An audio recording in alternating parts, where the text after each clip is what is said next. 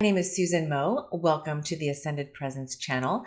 Today, I want to talk about teenagers because teens are spirit too. They're busy, but they're also spiritual. They are navigating the demands of school, sports, extracurricular activities, friends, families, jobs. It's easy to forget in the rush of life, but we need to remember that teens are not just students or athletes or future adults.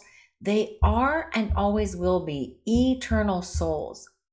But it's easier to focus on the physical. The end of the school year can exacerbate attention on our teens' physical reality as we pummel them with questions. What are you going to do this summer? What school are you going to go to? What are you going to study? What do you want to do when you get older? It's easier to focus on them. Instead of us addressing our own fears, we unintentionally project them onto our teens.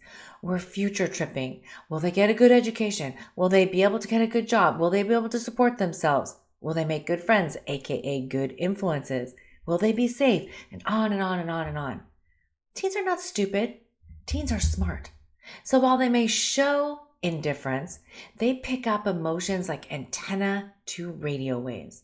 They will react to this external stimulus unless we teach them how to release other people's energy, judgment, and expectations. It's a tremendous change. Teens go through so much change in a condensed period of time. Their bodies, friendships, emotions ebb and flow. Tween changes too. Younger teens are changing schools, moving to junior high or even high school. And even though it's usually within the same town, their all important friend circles inevitably shift, and it can be hard to navigate their place. They may be equipped with math and science, but have they been taught how to handle the stress that change naturally creates? And older teens face even more challenges.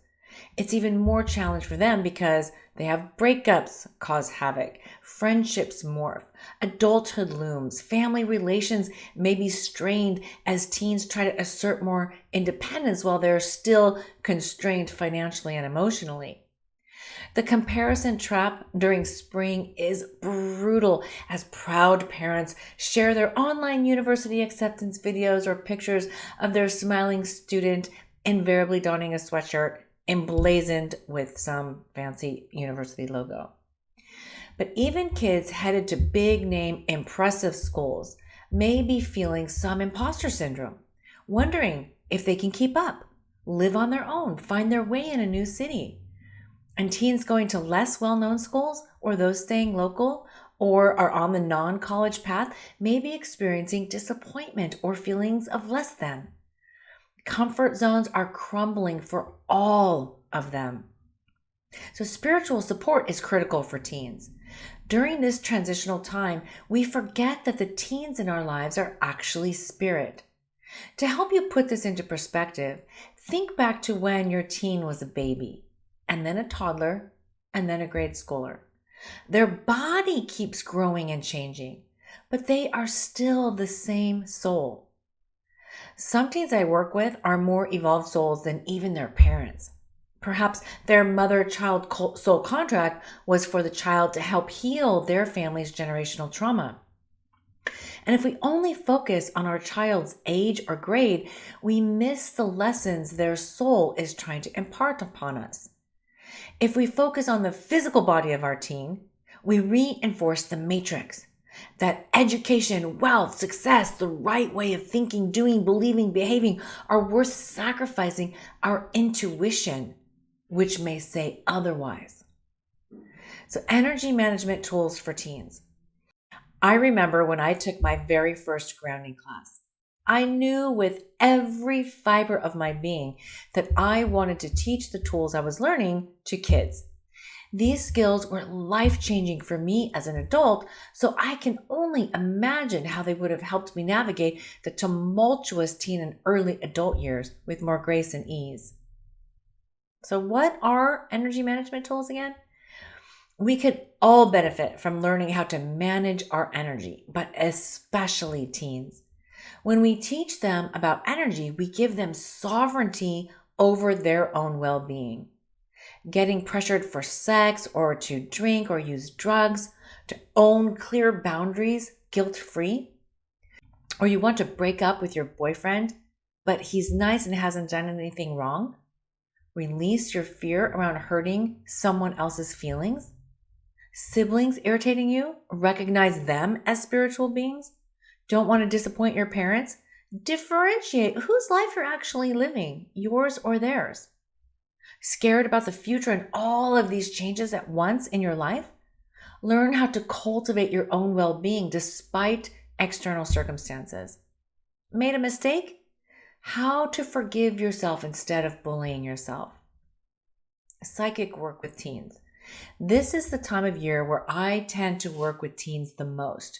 Through readings, intuitive coaching, and the practicum, I am honored to be able to provide them with a broader spiritual perspective and to show them they are spirit. I am excited to teach them tools and techniques they can use to not only manage their own well-being, but to increase their intuition too. I am humbled to hear back how they have used what they learned and they are feeling empowered as a result. What's most rewarding for me is knowing that they will have access to these tools for the rest of their lives and that none of us could ever know the positive ripple effect created. Here's a quote from one of my students. My aunt gave me my first reading with Susan when I turned 18. It was an exceptionally special and insightful experience. I have used every birthday since as a chance to gain more understanding of myself and learn energetic tools that have helped me throughout the ensuing years. Words cannot begin to express the foundation Susan helped me build and how often I rely on the teachings she has provided. I am now 32 years old and I still look forward to this annual tradition. It's one of my students in New York City. And I had another student write in and she said, my mom gave me a reading for Christmas and I found it so helpful.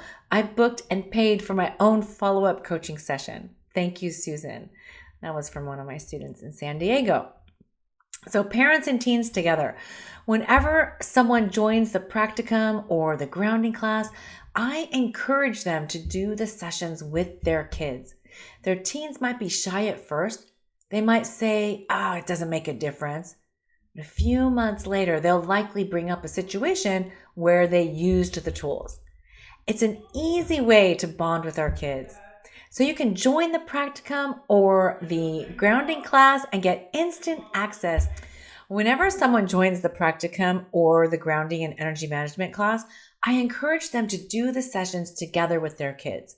Their teens might be shy at first. They might not say it made any difference.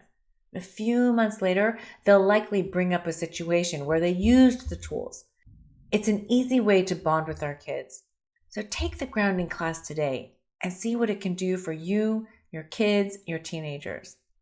And in conclusion, when we view our children from the body perspective, we think of them as mine, my children, my child, my son, my daughter, or maybe as a project we need to manage. But when we recognize them as spirit, we validate them as unique beings on their own soul path. This is the greatest gift we can give our teens, greater than a good life or a Harvard education or a big graduation party. There's only one caveat. In order to recognize another as a spiritual being, we must first recognize ourselves as spirit. Check it out with the grounding and energy management class, link below. Or you can also download my free guide on how to increase intuition and presence in your life, also linked below. Thanks for tuning in. See you next time.